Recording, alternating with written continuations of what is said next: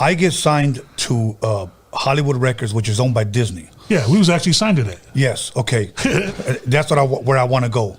There was a guy there named Funky Klein. Passed away, rest in peace. Rest in peace, yes. Damn. And he talked so highly of me. I go, bro, if you only knew, they're like from the hood, bro.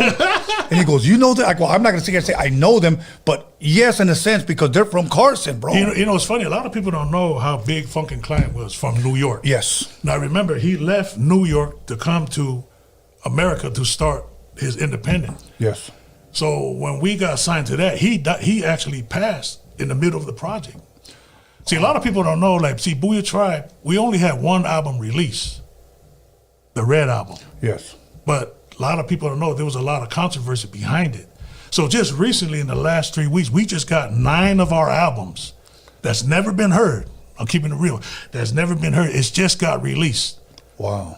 And like I said, it's funny you said that about Funky Klein. He was one of the one that we did that album, and it's one of the coldest albums we did. I heard it. He played it for me. Yeah. There was a track, and I don't know if it ever got released, but there was one, Ice Cube was on it. Yeah. I believe King T was on there. There's a song called Celebrate. Yeah. Did that ever? Frost. Okay. Did that ever come out? Not really, but it's actually because that's our album number 2. That's what. Yes. So a lot of people don't know. See, a lot of people don't know that we got signed from a group from another label. A lot of independent labels, but a lot of them went busted. Some went major. We had about 5 albums that was only released in Europe by Bulletproof. Oh. So all our fans, see, a lot of people don't know, our fan base is Europe. We're killing it in Europe. That's awesome, man. And the funny thing is that everyone that was here, that was rocking here. Yeah. But when you go to Europe, I'm gonna keep it real. Yeah. It's the hardest crowd pleaser. Even though that you get your shit, you get out there and you fuck shit up. Right. But over there, if you don't come with it on the live, you done. So Boo-Yaa, my brother, us, we knew that we had Europe because they seen motherfuckers was coming out doing 30-minute shows. Man, we doing an hour and 30-minute show. Man, our show's like a fucking freak show. That's dope. Boo-Yaa Tribe, everything. If you actually seen the show, it's everything from dancing, you know what I'm saying, singing, harmonizing, and live band. That was pretty much it. That's Boo-Yaa Tribe. So Europe, thank God, all these years, they always been our big fan base. So they used to say, fuck America, man, because, you know, they wanted that G shit. Yeah. So we was always accepted in Europe. You know, like I said, 9 albums just got released about 3 months ago. So a lot of our stuff is finally on the platform that you can actually see it, you hear it. Like this album called Doomsday. That's album number 4. 1994. If you hear a lot of the songs on that, my brother ripped that shit out. Like it was on some, like, you know, check that out. Doomsday. Okay. Album number 4, off the fucking chain. Yeah. So album number 2. Album number 2 is Good Times and Bad Times. Okay. That's the album you're talking about. And matter of fact, we even had a track that we did a track with George Clinton. It's called All Up in That P-Funk. Man, when George Clinton came into the thing, we were like, damn, we about to do a track with George Clinton. Yeah. Man, that motherfucker came in and go, mother, and that's when he gave, hey, Gangsta Red, smell my finger, I'll give you the P-Funk. And we said, damn. So he goes, hey, from here on, Boo-Yaa, y'all can play it. You guys, you can hold the flag on stage. Man, my brothers went crazy. Because, you know, us, we was like, he's like God, you know what I'm saying, George Clinton. Yes. But actually doing a track with him, and he's on the front, you see it, man, the track's called All Up in That P-Funk. Cold-ass track. Wow. But like I said, it was another single. But like I said, a lot of our albums and a lot of our material, it didn't come out.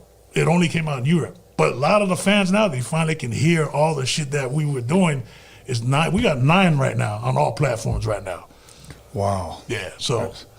Wow, that's amazing. Because I remember sitting with Funk and he was telling me he was in a wheelchair. A lot of people. Yes. If you've never seen him, this guy was in a wheelchair working for Disney Hollywood Records. Yes. And he was telling me, you got to listen to this. And then I remember he told me, and I know he said he took you guys to New York. Yeah. I'm not sure if it was the first time you guys have been to New York or not. But he goes, I took him to New York. He goes, and they walk in. He goes, and everybody just kind of steps back. You know, he goes, yeah, they've never seen anything like that. And I was like, bro, I know who they believe me. You know, but see, not to cut you, but see, a lot of people don't know that for Boo-Yaa.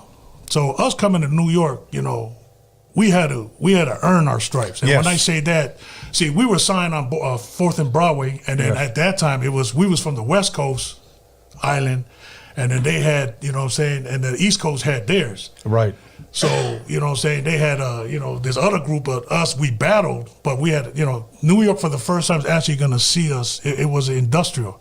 It was an industrial party, you know what I'm saying? And they actually got to see us live because they never seen it. Man, what is a live group going to come out here in New York and try to, you know, they just never seen that. But we went out there, you know, it was at the Ritz, and we killed it, you know, and that's how we got our stripes. You know, before that, then they flew us from there, and that's how we did the Arsenio Hall show. That's dope, man. And a lot of people don't know who Arsenio Hall. Arsenio Hall was like the fucking man back then. Was the fucking man. If you made it on Arsenio Hall, everybody saw you. That's right. Period. You know, man, that's where everybody got this shit from. Exactly. But man, like I got so much shit that I want to ask you, man. Okay, you know, and I'm glad you said you had to earn your stripes because back then, the group was X Clan. Now remember X Clan was, you know, big. Yeah, well, we were actually on the same label. But on the real, we became friends because, man, they, you know, they had their whole thing of the African thing, you know, representing theirs, and they seen, we were on some gangster shit with the county jackets, with the brims. Yes. But we became family. But when we actually did the show, man, they was like, motherfucker, what the fuck is this? And then right at the top of the booth right there, and you got to remember, this is at the Ritz, the famous Ritz. And right at the top, they had all the, you know, say Run DMC, every rapper. To come in there. After we did our show, they put their thumbs up. Yeah, these motherfuckers killing me. We were like, and you know, Gangsta Red, man, that's all I need to see. I'm good. Right. You know what I'm saying? Right. That's all and a lot of people know that my brother Red, that's how he was. Long as he was, because he was, Red, my brother Red, like I said, he was really on that gangster. He had a lot of love for his neighborhood. Yeah. You know what I'm saying? He was really about that life.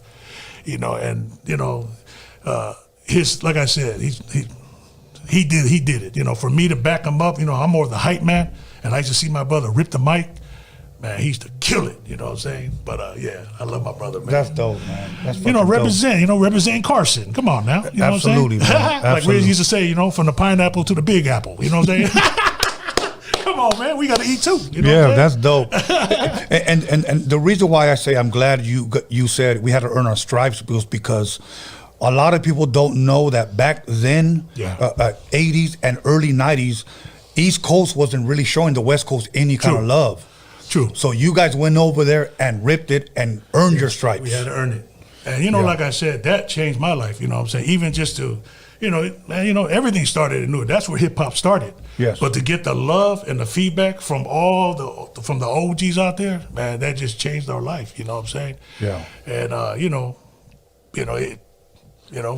small town, you know, from the city of Carson, you know what I'm saying? Still represented, you know? Yeah. But, So just really quick, we got a few minutes before we go to break, but I wanted to ask you something about the album too that Funk and Klein was talking about. Why was it never released, even though you said he passed away during... You know, the reason...